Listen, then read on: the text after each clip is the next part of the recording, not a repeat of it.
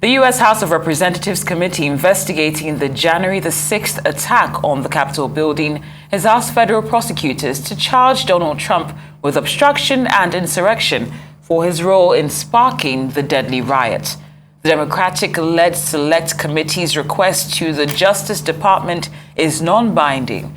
It comes as a special counsel is overseeing two other federal probes of the former president. These relate to his attempt to overturn his 2020 election defeat and the removal of classified files from the White House. The panel asked the Justice Department to charge Trump with obstruction of an official proceeding of Congress, conspiracy to defraud the United States, making false statements, and insurrection.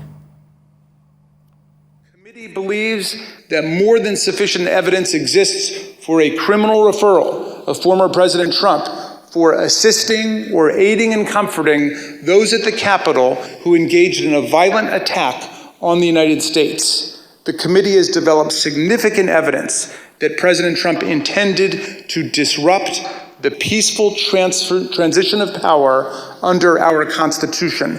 The President has an affirmative and primary constitutional duty to act to take care that the laws be faithfully executed. Nothing could be a greater betrayal of this duty than to assist in insurrection against the constitutional order. The complete factual basis for this referral is set forth in detail throughout our report. President Trump lit the flame. He poured gasoline on the fire and sat by in the White House dining room for hours watching the fire burn. And today, he still continues to fan those flames. That was his extreme dereliction of duty. For hours, he would not issue a public statement instructing his supporters to disperse and leave the Capitol, despite urgent pleas from his White House staff and dozens of others to do so. In addition to being unlawful, as described in our report, this was an utter moral failure and a clear dereliction of duty. Evidence of this can be seen in the testimony of President Trump's own White House counsel and several other White House witnesses. No man who would behave that way at that moment in time can ever serve in any position of authority in our nation again. He is unfit for any office. And to look at this in more detail, we can now speak with Arise U.S. correspondent Eric Ham, who joins us live from Washington. Good day, Eric, and welcome to the show. And let's get straight into it. The House committee was categoric here. They're blaming the former president for sparking the Capitol riot. Can we unpack this a little bit more?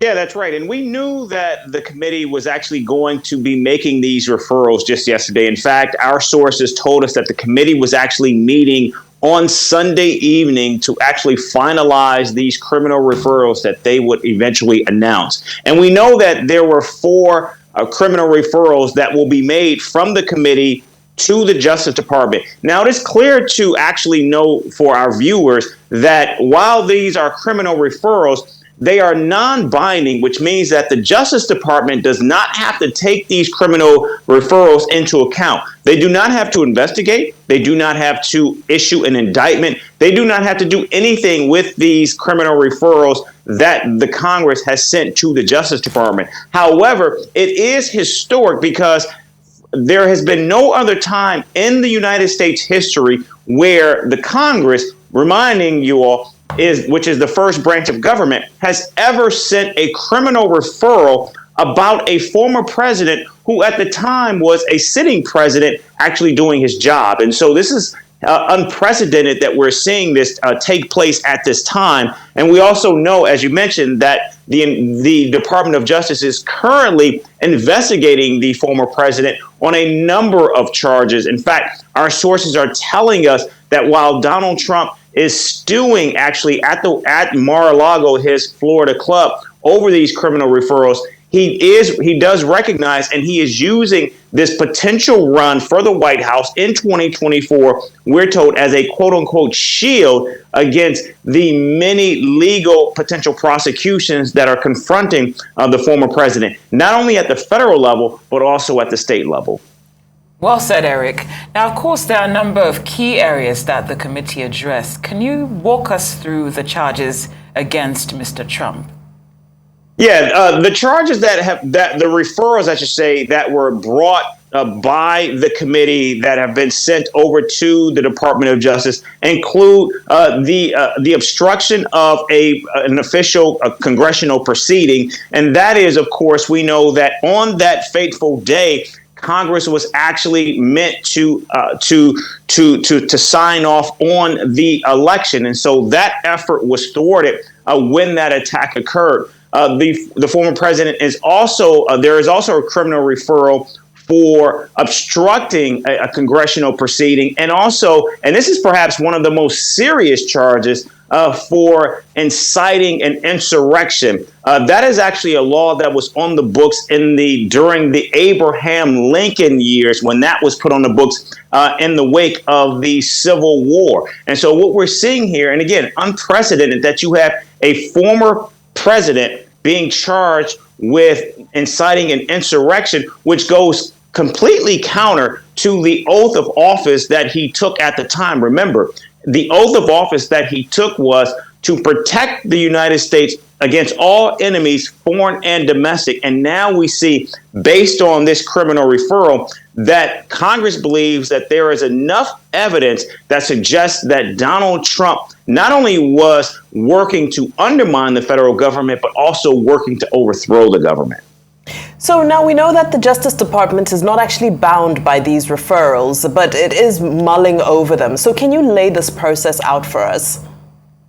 Yeah, in fact, this is one of the reasons why we know Merrick Garland, the U.S. Attorney General, actually appointed a special counsel, because we're talking about a former sitting U.S. president, but we're also talking about a former sitting U.S. president who is also running for office, the highest office of the land once again. And so we do know that there are a number of investigations underway. And we heard from one of the committee members yesterday, Congressman Jamie Raskin, a Democrat from Maryland, who stated that while we have seen a wide dragnet ensnare many of those that were at the Capitol on that day, he believes that it is now time for the quote unquote ringleaders and organizers to be held to account. And so they believe, the committee, that it is Donald Trump who was front and center in all of this. In fact, what's so shocking about all of this is, of course, we heard that after this hearing took place yesterday, we heard from the Republican Senate Minority Leader Mitch McConnell, who said in a very short and terse statement that we all know who is responsible for what took place on January 6th. And of course, he was talking about the former president, Donald Trump.